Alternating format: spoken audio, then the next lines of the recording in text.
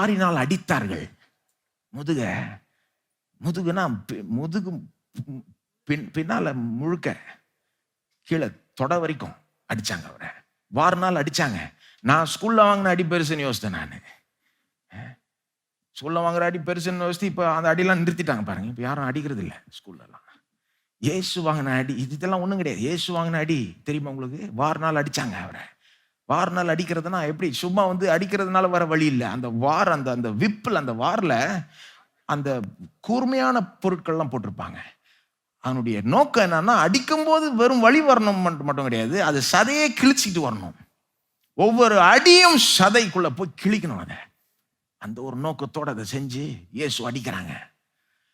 பிலாத்து நிறைய வல்லுநர்கள் என்ன சொல்றாங்கன்னா, பிலாத்து இயேசுவை கொஞ்சம் எக்ஸ்ட்ராவே அடிக்க வச்சுட்டாரு. ஏன்னா பிலாத்து என்ன யோசித்தாரு, பிலாத்து இயேசுவை பார்த்தாரு, எந்த குற்றமும் கண்டுபிடிக்க முடியல அவரு இயேசுவின் இடத்தில். ஆனா இவங்கெல்லாம் இயேசு பெரிய குற்றவாளின்னு சொல்லிட்டு இருக்காங்க. ஸோ பிலாத்து என்ன யோசித்தாராம், கொஞ்சம் எக்ஸ்ட்ராவா அடி கொடுத்துட்டா அதோட விட்டுருவாங்க இந்த ஜனங்க, ஓகே போதும்னு போயிடுவாங்க.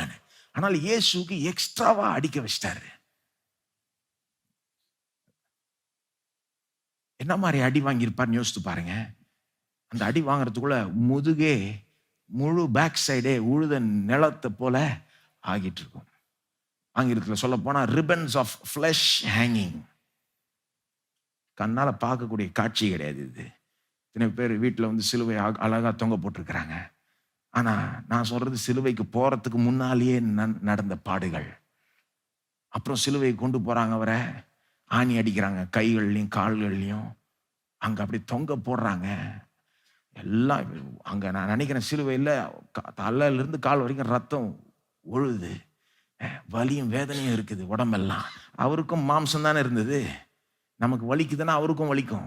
நம்புறீங்களா? உண்மையான மாம்சம் இயேசுக்கு, உண்மையான ரத்தம்.